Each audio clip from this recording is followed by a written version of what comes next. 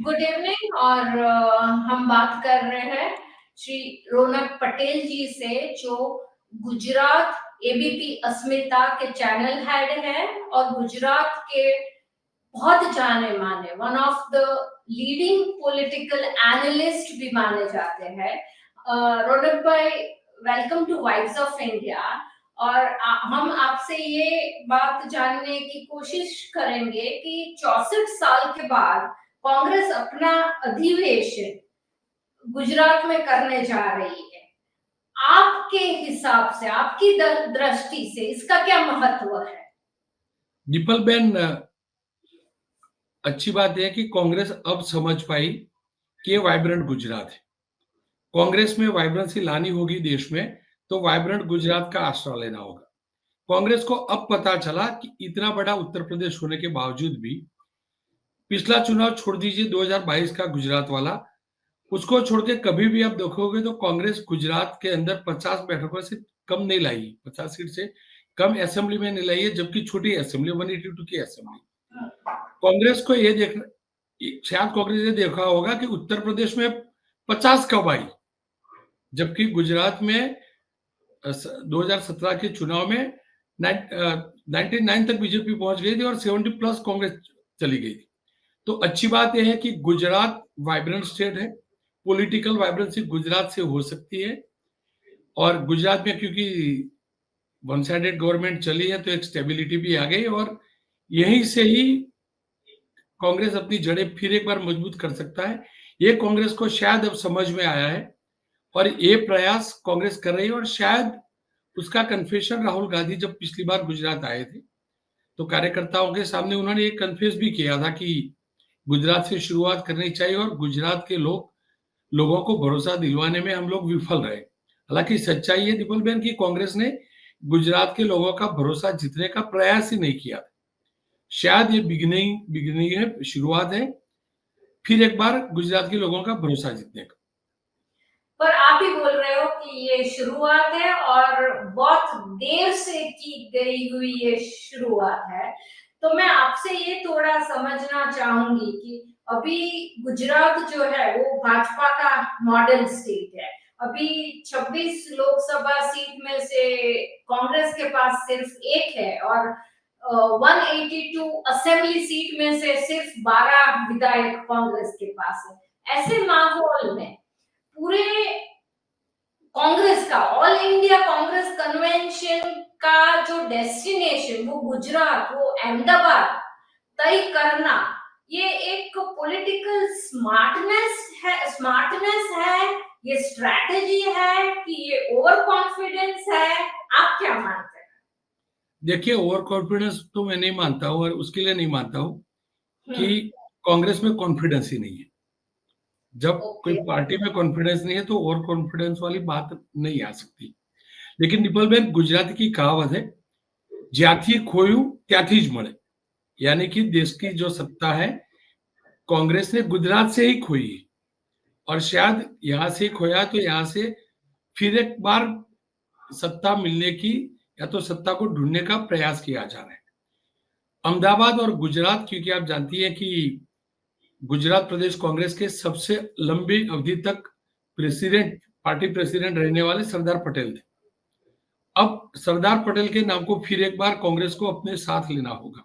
शायद एक प्रयास ये भी है कि सरदार के स्टेट में हम आए, क्योंकि रिवर फ्रंट पे कर रहे हैं, साबरमती रिवर फ्रंट है, साबरमती आश्रम, तो बापू के आश्रम के साथ हम ये कर रहे हैं। तो एक संदेश देने का प्रयास है और मैं उसको ओवर कॉन्फिडेंस नहीं मानता हूँ। मैं ये भी नहीं मानता हूँ कि बहुत बड़ी स्ट्रेटेजी है।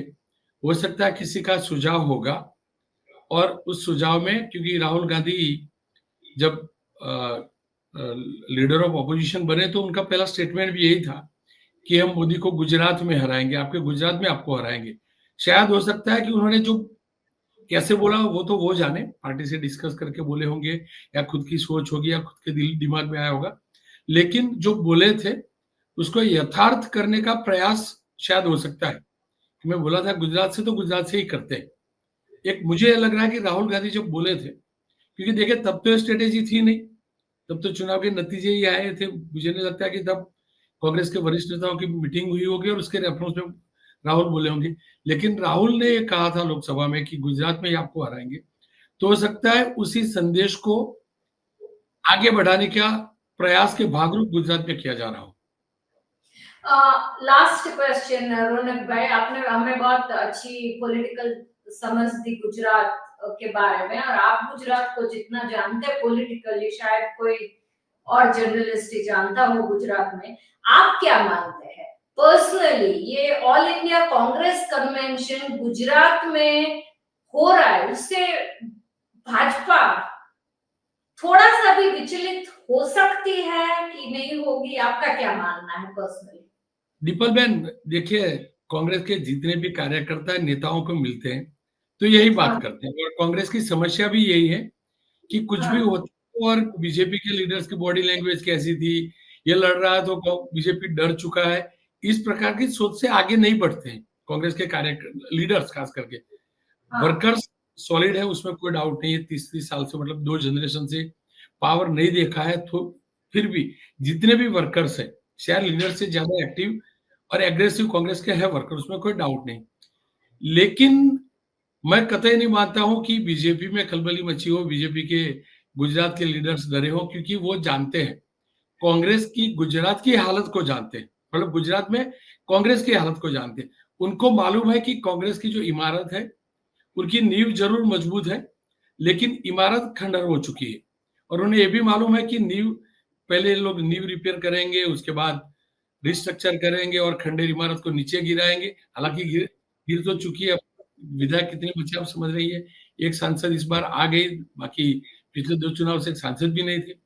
तो वो उस इमारत पर कांग्रेस बिल्डिंग बना लेगी, वो डर नेचुरली बीजेपी को नहीं है। हाँ, ये ज़रूर होगा कि ये लोगों को, बीजेपी को ये लगता होगा कि राहुल गांधी आकर क्या बोलते हैं, पिछली बार जो बोल के गए कि जो भी लोग बीजेपी के साथ जुड़े उनको निकाल देंगे, ये करेंगे।